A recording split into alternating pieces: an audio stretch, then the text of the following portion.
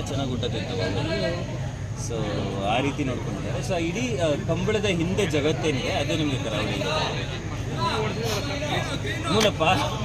ಕಂಬಳ ಓಡಿದೆ, ಕಾಲು ಮುರ್ಕೊಂಡೆ, ಕೈ ಮುರ್ಕೊಂಡೆ. ಸುಲಭ ಅಲ್ಲ. ಯಾವುದೇ ಒಂದು ಸ್ಪೋರ್ಟ್ ಆದ್ರೂ ಕ್ರಿಕೆಟಿಂದ ಹಿಡಿದು ಕಂಬಳವರೆಗೂ ಅದಕ್ಕೆ ಸಾಕಷ್ಟು ಡೆಡಿಕೇಶನ್ ಬೇಕು. ಎಷ್ಟೋ ವರ್ಷಗಳ ಶ್ರಮ ಇರುತ್ತೆ. ಅಂದರೆ ಅವ್ರು ಚಿಕ್ಕ ವಯಸ್ಸಲ್ಲಿ ಡಿಸೈಡ್ ಆಗಿಬಿಟ್ಟಿರ್ತಾರೆ, ನಾನು ಕಂಬಳ ಓಡ್ತೀನಿ, ಇದೇ ನನ್ನ ಗೋಲು ಅಂತ. ನಮಗೆ ಸಮಯ ಕಮ್ಮಿ ಇತ್ತು. ಇದ್ದಿದ್ದ ಸಮಯದಲ್ಲಿ ಎಷ್ಟು ಕಲಿಯೋಕ್ಕಾಗುತ್ತೋ ಕಲ್ತ್ವಿ. ಬಟ್ ಕಂಬಳ ಓಡಿದೆ, ಅದೊಂದು ಹೆಮ್ಮೆ. ಎಲ್ರಿಗೂ ಒಂದು ಟಿಕ್ ಮಾರ್ಕ್ ಇರುತ್ತಲ್ಲ, ನಾನು ಅದನ್ನು ಮಾಡಿದ್ದೀನಿ, ಸ್ಕೂಬಾ ಡೈವಿಂಗ್ ಮಾಡಿದ್ದೀನಿ, ಸ್ಕೈ ಡೈವಿಂಗ್ ಮಾಡಿದ್ದೀನಿ ಅಂತ.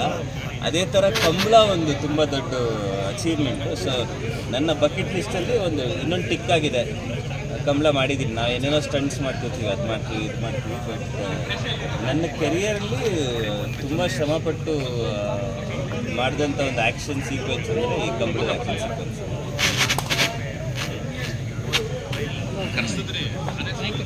Thank you.